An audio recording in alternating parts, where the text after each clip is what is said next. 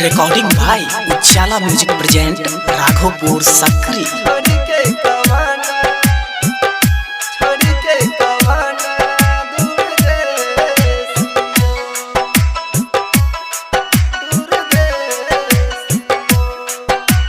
नमः शिवाय ओम नमः शिवाय, हर हर भोले नमः शिवाय।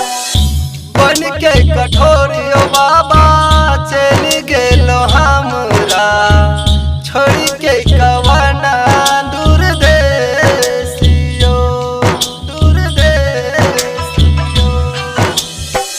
बन के कठोरियो बाबा चल गेलो हमरा, छोड़ के कवना दूर देसियो। कुहू कैया काया दिखवा तन दाया, कुहू कैया काया दिखवा तन दाया।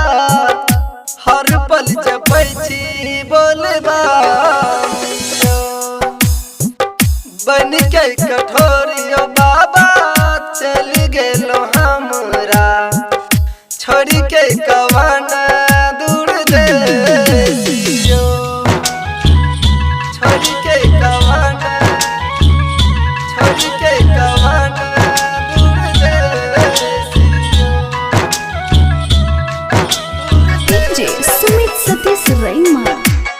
DJ Sumit Satish Raima. जय जय भोले जय शिव शंकर, जय जय भोले दानी। चढ़ी त सावन में चढ़ाबै छी जालियो, आदर्शन न देबै त छूट जेतै दामियो, छूट जेतै दामियो। चढ़ी त सावन में चढ़ाबै छी जालियो, आदर्शन न देबै त छूट जेतै दामियो। लगौने छी आस करू नै निराश, लगौने छी आस यो बाबा करू नै निराश।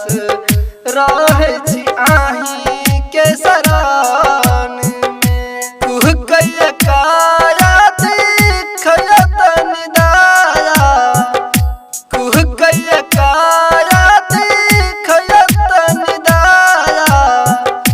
हर पल जपै छी बोलबामियो, बन के कठोरियो बाबा चल गेलो हमरा, छोड़ के कवना दूर देसियो, DJ Sumit Satish Raima. छोड़ के कवना, छोड़ के कवना दूर देसियो। रिकॉर्डिंग भाई उजाला म्यूजिक प्रेजेंट। जब से गलो बाबा कैलाश छोड़ के, हर पल पीबैत रहै छी भांग निचोड़ के, भांग निचोड़ के। जब से गलो बाबा कैलाश छोड़ के, हर पल पीबैत रहै छी भांग निचोड़ के। कहे छारा जैसे रंगीला हमरा भुलेला, कहे छा ललितियो बाबा हमरा भुलेला। असुरन के भेजला शमशान में, कुहू कैया काया दिखयो तन दाया, कुहू कैया काया दिखयो तन दाया। हर पल जपै छी बोलबामियो, बन के कठोरी